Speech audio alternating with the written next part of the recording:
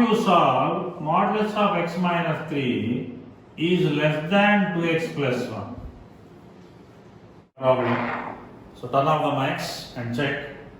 Modulus of x minus 3 is less than 2x plus 1 means x minus 3 should lie in between the negative of this one and positive of this one. The negative of this one is minus 2x minus 1 and 2x plus 1. And we need to check one more condition, that g of it should be greater than 0. So now here we need to solve this one, means we need to take two cases.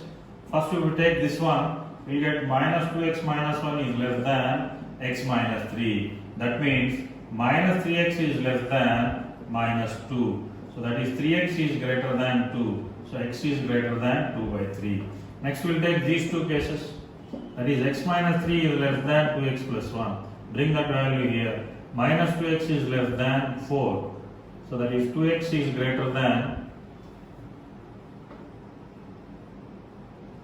minus 4. Sorry. So if you multiply by minus, we will get 2x is greater than minus 4. So x is greater than minus 2. And here what we are getting, 2x is greater than minus 1. So x is greater than minus 1 by 2. All the cases are essential here. That means if you take the least value is minus 2, next least value is minus 1 by 2, next value is 2 by 3. So x is greater than minus x, not minus 2x. It's minus x. Second one. this one. Next one, sir. Second case. Yes, sir. This one is minus x. Okay, yes, correct. Minus x is less than, so x is greater than minus 4. So here we get minus 4. So that means in this direction. Okay, next greater than this one means in this direction. The common portion clearly where we are getting 2 by 3 to infinity. So that means x belongs to 2 by 3 to infinity is absolutely correct. Modulus of x minus 3 is greater than 2x plus 1. So it will come under the case of modulus of f of x is greater than g of x. So here observe two cases of this one carefully. F of x is greater than g of x if g of x is greater than 0, or f of x is less than minus g of x if g of x is less than 0. Now here the point to be noted is, when f of x is greater than g of x or f of x is less than minus g of x, we got two conditions. Okay. So g of x is greater than 0 and g of x is less than 0. So that means g of x is covering all the data. So all the real numbers it is covering except 0. So equal to 0 is not the case here.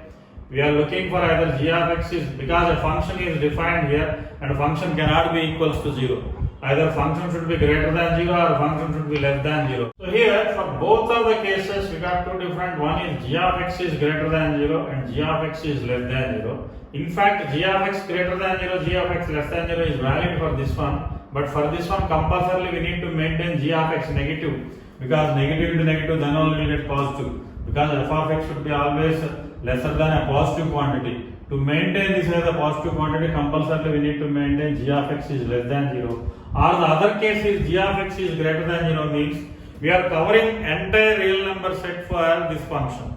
That's why while solving this particular type of problems, no need to bother about g of x case. So it automatically covers the problem.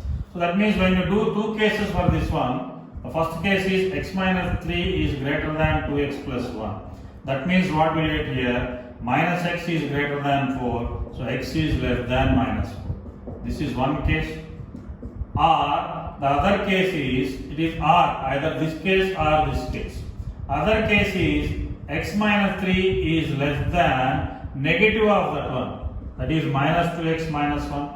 So that is 3x is less than 2, so x is less than 2 by 3. So the first case is here x belongs to minus infinity to minus 4, and here x belongs to minus infinity to 2 by 3. So either this case or this case will apply union. So x belongs to minus infinity to minus 4 union minus infinity to 2 by 3. So these two together we can write minus infinity comma 2 by 3. Both give the same sense only. minus infinity to minus 4 union minus infinity 2 comma 3 means this bracket already contains this data. So that's why we'll write x belongs to minus infinity comma 2 by 3 is your answer.